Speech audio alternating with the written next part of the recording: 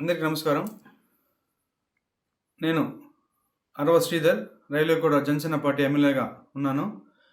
ఈరోజు మార్నింగ్ నుంచి ఏదైతే నా మీద తప్పుడు ప్రచారం, అదేవిధంగా తప్పుడు ఫేక్ డీప్ వీడియోలు ప్రచారం చేస్తున్నారో దానికి నేను సూటిగా వాళ్ళనే క్వశ్చన్ అడుగుతున్నాను. నేను 2021 నుంచి సర్పంచ్గా 3 years కంటిన్యూగా సర్పంచ్గా పనిచేశాను. సర్పంచ్గా పనిచేసేటప్పుడు నా విలేజ్లో కావచ్చు, లేకపోతే పక్క పంచాయతీలు కావచ్చు, మండలంలో కావచ్చు, ఏ రోజైనా శ్రీధర్ ఇలాంటి తప్పులు చేస్తాడు, శ్రీధర్ పలానా తప్పులు చేస్తాడు, తప్పుడు వ్యక్తి అని నిరూపించండి.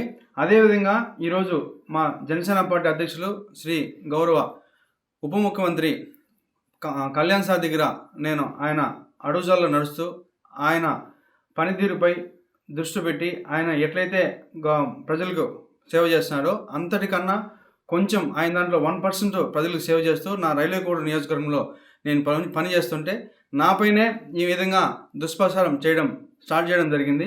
ఏదైతే నేను ఈ videos fake deep videos morning నుంచి ఫేక్ అని చెప్తున్నారో దానికి నేను సూటిగా మరొకసారి వాళ్ళని అడుగుతున్నాను.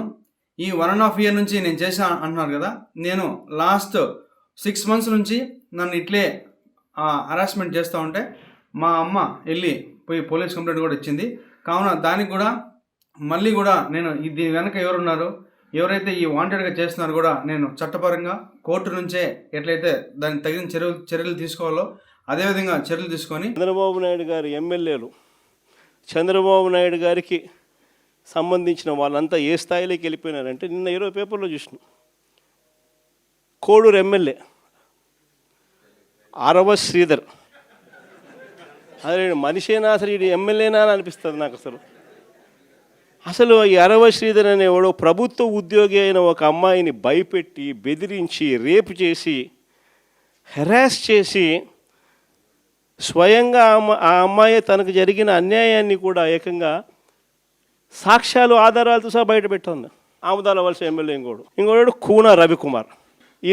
ఈయన గారి వేధింపులు భరించలేక గవర్నమెంట్ స్కూల్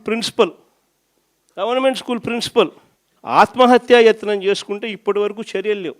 సతివీడు ఎమ్మెల్యే కోనేటి ఆదిమూలం ఒక మహిళను బలాత్కారం చేసిన చివరికి ఆ అధికారిని ఉపయోగించి ఆ కేసునే క్లోజ్ చేయించుకుంటారు. ఎంత దారుణంగా జరుగుతుందనంటే ఇంకొకడు మంత్రి సంధ్యారాణి పిఏ ఇంకొకడు తనను లైంగికంగా వేధిస్తున్నాడని మరొక ప్రభుత్వ ఉద్యోగి అయిన మహిళ ఫిర్యాదు చేస్తే అతన్ని వదిలేసి ఫిర్యాదు చేసిన ఆయమను జైల్లో పెడతారు. ఆయమ మీద కేసు. ఇంకోడు గుంటూరు ఈస్ట్ ఎమ్మెల్యే నజీర్ ఇంకోడు. ఈ మనిషి అశ్లీల వీడియోలు కూడా ఆయనతో మాట్లాడుతున్నాడు, ఈడు అశ్లీల వీడియోలు చూస్తూ ఉన్నాడు, ఈడు అశ్లీలంగా చేస్తూ. అసలు వీళ్ళు ఎవడు అసలు ఏ ప్రపంచంలో ఉండవు. ఇంకోడు మంత్రి సుభాష్, వాసంశెట్టి సుభాష్ ఇంకొకడు. ఏకంగా అశ్లీల డ్యాన్సులు చేస్తూ ఏకంగా చిందులేస్తానంటారు.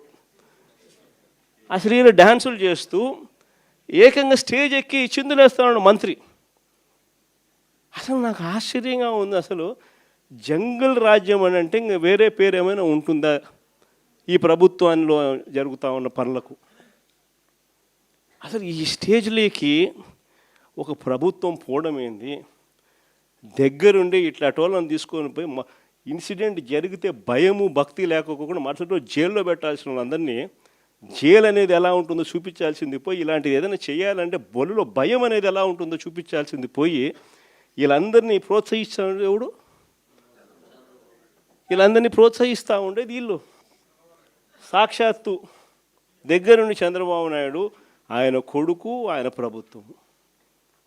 నిజంగా ఇలాంటి పాలనలో మనం ఉన్నాము, ఇలాంటి రాష్ట్రంలో మనం ఉన్నాము అని నిజంగా జంగల్ రాజ్యం అని అంటే ఇదే. విచ్చలవిడి అవినీతి కనిపిస్తూ ఉంది. ఎమ్మెల్యేల దగ్గర నుంచి మంత్రుల దగ్గర నుంచి విచ్చలవిడితనం కనిపిస్తూ ఉంది. విపరీతమైన కరప్షను, పోలీసులు రెడ్ బుక్ రాజ్యాంగం. ఏ మనిషి తప్పు చేయకపోయినా కానీ దొంగ సాక్ష్యాలు, దొంగ కేసులు పెట్టి బెదిరిస్తూ ఉన్నారు, తీసుకొని పోతున్నారు, అరెస్టులు చేస్తూ ఉన్నారు. ఒకవైపున ఇవన్నీ, మరోవైపు చూస్తే ఎన్నికలప్పుడు చెప్పినటువన్నీ అబద్ధాలు, అన్ని మోసాలు. మరోవైపున మంచి పథకాలన్నీ రద్దు, ఇంకోవైపు చూస్తే వ్యవస్థలన్నీ కొలాప్స్. ఈ మాదిరిగా సాగుతూ ఉంది చంద్రబాబు నాయుడు పాలన. ఇలాంటి దుర్మార్గమైన పాలన మధ్య వైఎస్ఆర్సీపీ కార్యకర్తలు ప్రజల తరపున నిలబడే ఒక గొప్ప యజ్ఞం చేస్తూ ఉన్నారని చెప్పి గర్వంగా చెప్తాను. ఇలాంటి పాలన మధ్య ప్రజలకు నిజంగా వైఎస్ఆర్సీపీ పార్టీ అవసరం ఉంది. ప్రతి కష్టంలోనూ మనకు ప్రజలకు తోడుగా ఉండాల్సిన ధర్మం మన మీద ఉంది. కాబట్టి నేను మీ అందరికీ కూడా ఒకటే చెప్తా ఉన్నా, చూస్తా 2 ఏళ్ళు అయిపోయింది, ఇంకా కళ్ళు మూసుకొని కళ్ళు తెరిచేసరికి ఇంకా 3 ఏళ్ళే ఉంది. ఈ 3 ఏళ్లలో కూడా ఇంకొక 1.5 సంవత్సరం గడిస్తే ఆ తర్వాత నా పాదయాత్ర కూడా స్టార్ట్ అవుతుంది.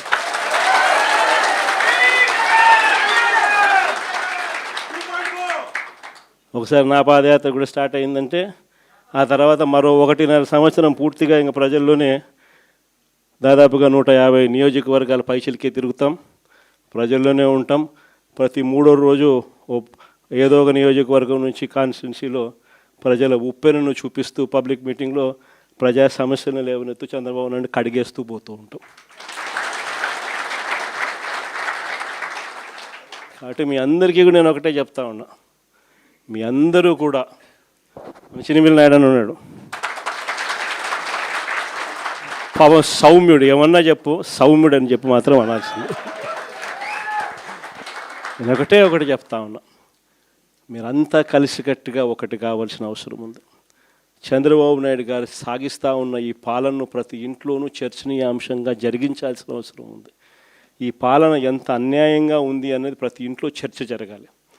మన ప్రభుత్వ పాలనకు ఈ ప్రభుత్వానికి మధ్య తేడా ఎంతుంది అన్నది ప్రతి ఇంట్లో కూడా చర్చనీయాంశంగా మార్చాలి. అలా మారుస్తూ మనం ప్రతి గ్రామంలోనూ మన అనుబంధ విభాగాలు ఏదైతే మనం వేసుకుంటూ పోతున్నామో వాటి మీద పూర్తి ధ్యాస పెట్టండి. అనుబంధ విభాగాలు అన్నది మన క్యాడర్ ఏదైతే ఉందో వాటిని అన్నిటినీ స్ట్రీమ్లైన్ చేయాలి. వాటన్నిటినీ కూడా ఒక ఆర్గనైజ్డ్ సెక్టర్ కింద తీసుకొని రావాలి. తీసుకొని వచ్చి ప్రతి ఇంట్లోనూ ఈ చర్చనీయాంశం అయ్యేట్టుగా ఈ కార్యక్రమాలన్నీ చేస్తూ చంద్రబాబు నాయుడు గారు చేస్తూ ఉన్న అన్యాయాలకు ప్రజలకు తోడుగా నిలబడే కార్యక్రమం మనం చేయాల్సింది. ఇది మనం చేద్దాం.